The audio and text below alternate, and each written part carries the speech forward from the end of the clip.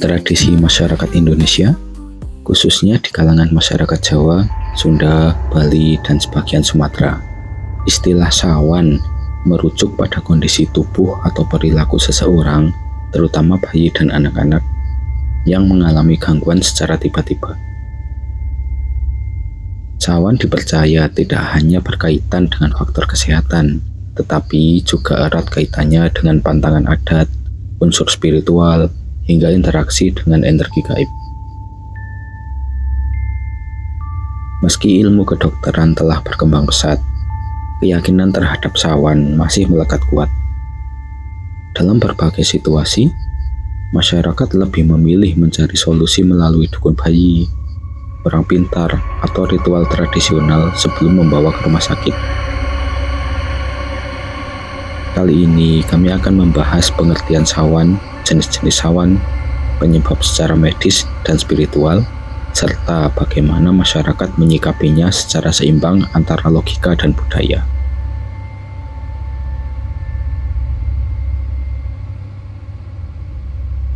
Secara umum, sawan adalah istilah tradisional yang menggambarkan kondisi anak atau bahkan orang dewasa yang mengalami gejala-gejala aneh dan tidak biasa, yang seringkali tidak dapat dijelaskan secara langsung oleh medis. Gejala-gejala sawan sendiri meliputi kejang mendadak, demam tinggi tanpa sebab, rewel terus-menerus, tubuh kaku, menolak makan atau minum, sulit tidur, dan menangis histeris di malam hari. Dalam tradisi lokal, sawan bukan dianggap sebagai penyakit biasa, melainkan reaksi tubuh terhadap interaksi energi luar, baik itu dari makhluk halus, benda pusaka, orang-orang tertentu, tempat angker, atau bahkan kondisi sosial tertentu seperti pernikahan.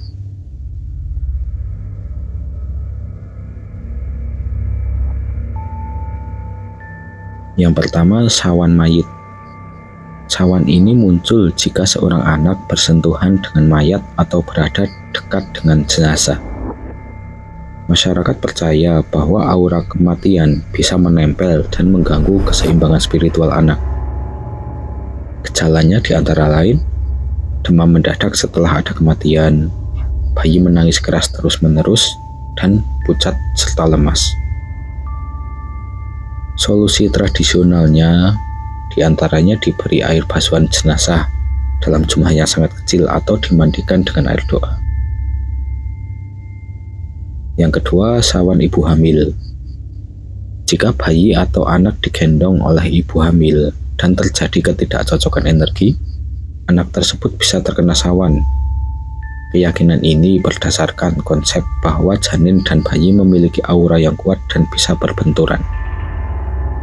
Gejalanya antara lain rewel berjam-jam setelah digendong, kaget atau gelisah saat tidur, dan menolak makan. Sedangkan solusi tradisionalnya dibacakan doa, diasapi dengan dupa dari rempah, atau dilakukan tepung tawar. Yang ketiga, sawan tempat angker. Anak yang dibawa ke tempat sakral atau angker, seperti kuburan, pohon besar, atau tempat-tempat keramat, bisa terkena sawan karena terpapar energi gaib. Gejalanya di antara lain mengigau, menangis sambil menunjuk ke arah tertentu, dan demam tak kunjung turun. Solusi tradisionalnya yaitu diantaranya air bunga 7 rupa, mandi tengah malam dengan doa, atau konsultasi dengan sesepuh kampung. Selanjutnya yang keempat, sawan bayi baru lahir. Bayi yang belum menjalani upacara adat seperti puputan, selapanan, atau akikoh sering dianggap rentan sawan karena belum memiliki perlindungan spiritual.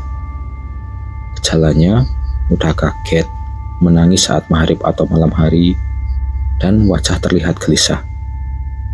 Solusi tradisionalnya melakukan ritual penetral energi atau selamatan keluarga. Yang kelima, sawan panol atau tatapan iri. Dalam Islam disebut ain. Bayi yang sering dipuji berlebihan, ditatap orang dengan rasa iri, atau dilihat terlalu banyak orang dapat terkena sawan.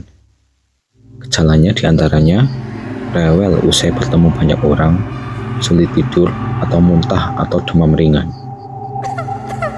Solusi tradisionalnya itu diusap dengan bawang merah, diberi benang 7 warna, atau dimandikan dengan air limau.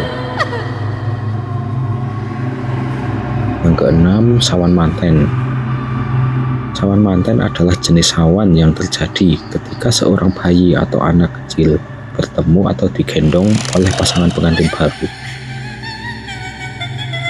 Dalam kepercayaan Jawa dan Sunda, pengantin baru dianggap memiliki energi yang sangat kuat dan belum stabil karena baru saja mengalami transisi spiritual besar. Mengapa bisa terjadi sawan manten? Pernikahan diyakini sebagai peristiwa spiritual. Pengantin dianggap memiliki aura yang berbeda karena masih dalam masa keramat setelah prosesi ijab atau resepsi. Aura ini bisa mempengaruhi bayi atau anak yang belum cukup kuat secara spiritual. Gejala sawan manten diantaranya bayi menangis terus-menerus setelah digendong pengantin, menolak disusui, demam setelah bertemu pasangan pengantin, atau gelisah terutama malam hari. Sedangkan penanganan tradisionalnya diantaranya lepo sawan atau ngembal sawan. Pengantin memberikan pakaian dalam atau sapu tangan kepada bayi sebagai media penetral. Yang kedua, diberi air doa yang ditiupkan oleh nenek atau orang tua si pengantin. Lalu dilakukan ritual kecil seperti memandikan bayi dengan air bunga yang sudah didoakan oleh sesepuh adat. Dalam beberapa budaya, pengantin baru tidak diperkenankan menggendong bayi sebelum masa pantang pengantin selesai, biasanya sekitar 40 hari. Bila terpaksa harus bertemu bayi, pengantin diwajibkan membawa bawang putih, jarum, atau benda tajam sebagai penetral energi.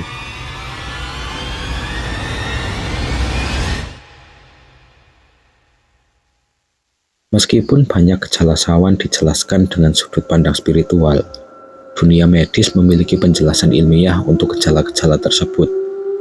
Yang pertama, demam atau kejang. Itu bayi biasa kejang akibat demam tinggi, terutama antara usia 6 bulan hingga 5 tahun. Lalu kolik bayi.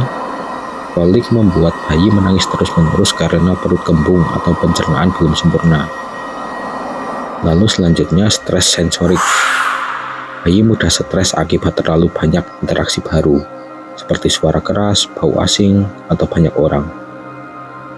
Lalu alergi kontak atau bau. Wewangian kuat dari parfum pengantin, bunga, atau kosmetik bisa mengiritasi bayi.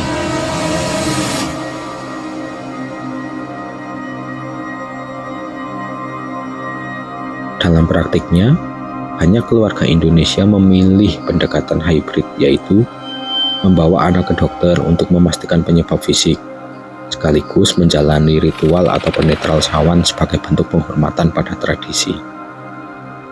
Pendekatan ini penting agar tidak hanya menyembuhkan secara fisik, tapi juga memberikan ketenangan batin kepada keluarga dan lingkungan sosial.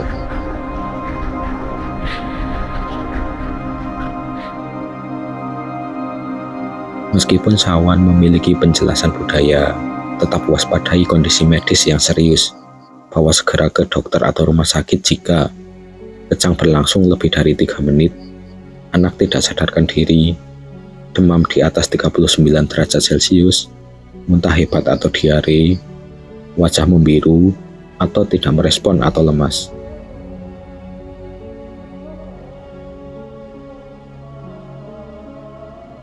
Dukun bayi masih menjadi tokoh sentral dalam banyak komunitas. Mereka bukan hanya merawat bayi, tetapi juga menjadi penjaga spiritualitas anak dan ibu. Mereka biasanya melakukan pijat bayi tradisional, meracik ramuan tolak sawan, dan menjaga pantangan adat selama masa bayi. Peran mereka tidak dapat digantikan sepenuhnya oleh medis, karena menyentuh aspek psikologis, kultural, dan spiritual.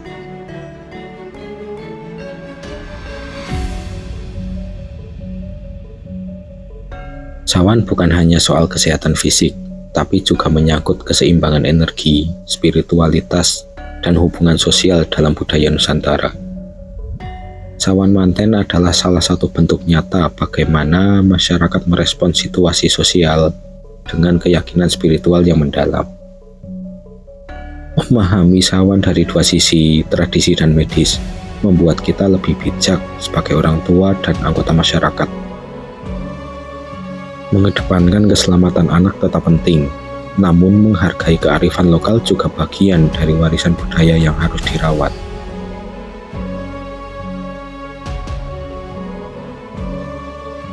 Meskipun dunia modern cenderung rasional dan berbasis data, realitas masyarakat Indonesia menunjukkan bahwa keyakinan dan budaya tetap menjadi bagian tak terpisahkan dalam menyikapi kesehatan, terutama pada anak-anak. Menghormati tradisi tidak berarti menolak ilmu, justru melalui pemahaman yang menyeluruh tentang sawan, baik secara medis maupun spiritual, kita bisa menjaga kesehatan generasi muda secara holistik, jasmani, rohani, dan batiniah.